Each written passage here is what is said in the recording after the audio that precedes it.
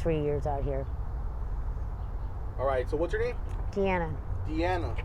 Deanna, how old are you? Old enough to know better. Excuse me? I'm old enough to know better. You're never supposed to ask a lady her age. Okay, well, that's just how the interviews go. And that's my answer. So what's your current situation right now? You homeless? No, or sir, I'm not. I have my own spot.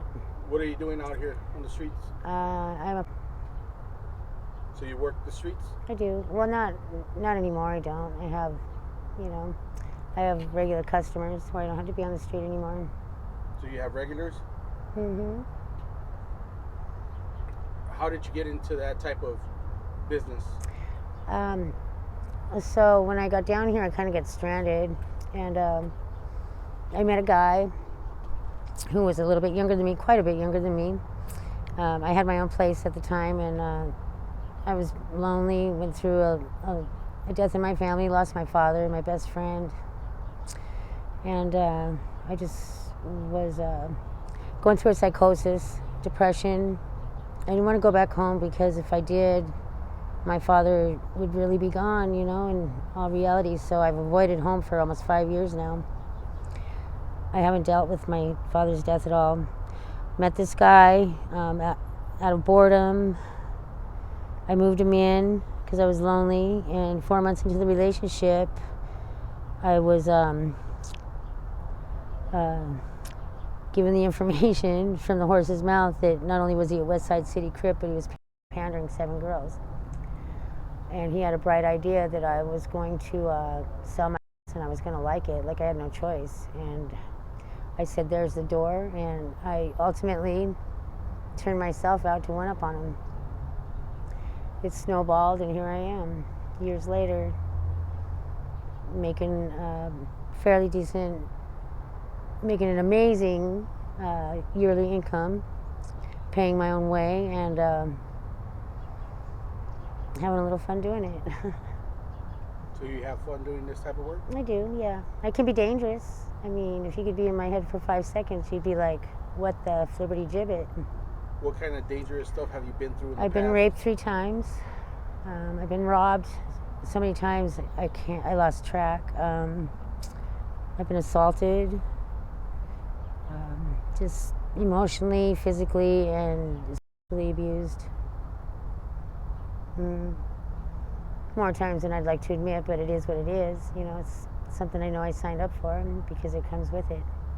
You mentioned that you make a good money out here. Amazing, yeah. How much money do you usually make a day? Well, I'm a lazy. I do bare minimals, but I've had with determination and desperation for certain bills or wants or needs. Because I like clothes. I'm a clothes girl more than anything. I like fine things, I like art. I like nice things. So if I put my mind to it, I've made, I think the most I've ever made was like $2,100 in 24 hours. 2,100. Mm-hmm. It's pretty good money. Mm-hmm. And that I don't have to sell my ass either. So. At what age did you start doing the type of work? I was 50 years old. 50? How do you start at 50 years old? Because usually a lot of people, yeah, and I pulled it off. That you see out here that are doing that. Yeah, you're very true. 18, it's very 20, true, yeah. And I pulled it off. I pulled it off, and I'm still pulling it off. So I don't know. I think my personality has a lot to do with it, and I don't know. I just I get a lot of respect. How many years have you been at it? Let's see, 3, a little over 3. I'm going to be 54 in August, so. Okay. Yeah. Yeah, I got the T-shirt, been there. It's weird. A lot of people say, that's pretty amazing, and they agree. I do pull it off, so. Does that bring any challenges with getting any customers out here? Never. Like the fact that you're a little bit up there? Never, no. In fact, my clientele is mainly in the age bracket of half my age, and a lot of times younger, and they're repeats. I tell them to go pick on somebody their own age. So, I don't know. Do you have any limits to age? They have to be at least 18. What about like older? I try not to. Older guys have never been my thing. Yeah, so, I mean, I'm not gonna I have my regular clients now, but back in the day, I wasn't prejudiced, with age. So I would have some quick stories of how I was busy or fashionably late to be somewhere, without being rude. I, declined several. I have my ways to get out of it without being rude. Do you date everybody? No, absolutely not. Every single race? Yeah, every race. Yeah, I'm not a racist person by all means. You said you had bad experiences out here, right? Been raped 3 times. You've been raped. And a lot of I've gotten out of situations by the grace of God. What happens after that? Do you report it to the police? No, never. I've never talked to the police in this state, ever, not one time, for anything.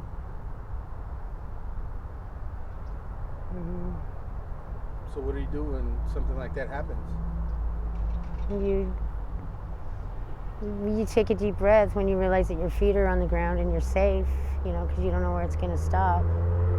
But you just, I've done a lot of spiritual, you got to do a lot of, you grieve it, of course, it's not a natural thing that a woman should go through, but I knew what I was signing up for when I signed up for it, so you just got to pull your big panties up and you either do it or you don't. I'm not forced to be out here. I'm what they call a renegade. I'm independent, and if I don't like what's going on, I know where the door's at, technically, so this is not something I'm going to do for very much longer. I run the gamut. It was fun, got the t-shirt, and I am older, and such is life. I'm going to grow old gracefully, but no, I don't plan on doing this for much longer. I said that last year too, but I only have a handful of clients. So tell me about your childhood growing up. It was amazing. Did you have both parents? I did. You had a good childhood. I did. Well, it was tumultuous. My parents were alcoholics. They were addicts, and they were violent. So me and my brother saw a lot of violence, domestic violence. We were raised in the bars. We've seen some shit. We had to grow up fast. We raised each other. He's 11 months younger than me. My brother's a lifer for prison. He's in and out since he's been 17. So is it just you and your brother? Yeah. Or do you have more siblings? No, just my brother. Where's he at now? He's in Cali. Okay. Yeah, my kids call him Uncle Chino. His real name is Dino, but he's done a lot of time. You have kids? I do. I have 2 and 2 grandsons. 2 sons? 2. No, I have a daughter and a son. Okay. Yeah, and then I have 2 grandsons. Do they live out here in Arizona? Yeah, everybody's in Montana.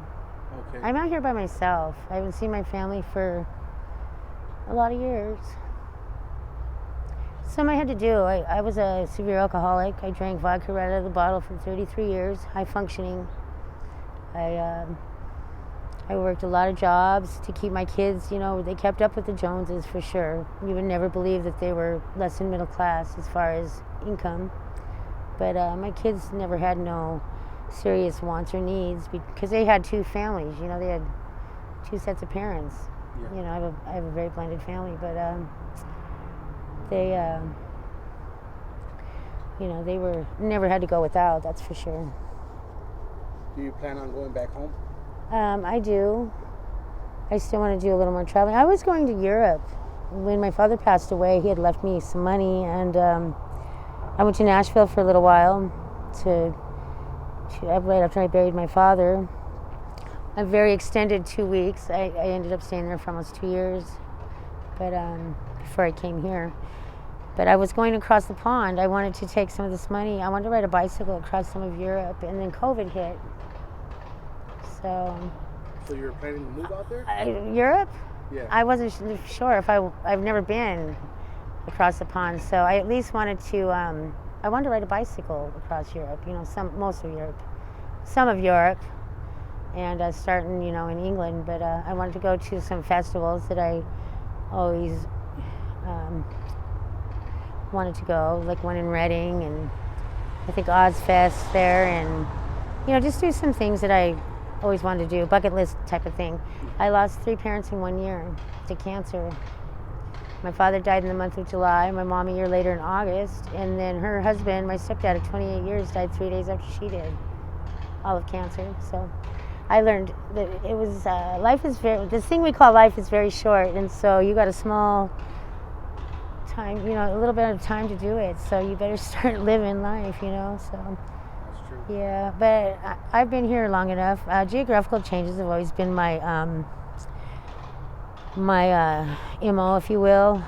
There's no doubt I'm batshit crazy, and since I've been here, Arizona has deemed me SMI, seriously mentally ill. I didn't even know I took the test and passed it with flying colors, so I always knew I had issues, but I do believe all women have issues. We're all bipolar, we're all a little off our rocker for the most part, but I wouldn't mind dying in Nashville, Tennessee. I mean, I love Tennessee. It don't even really matter if it's Nashville or not. I just love Tennessee.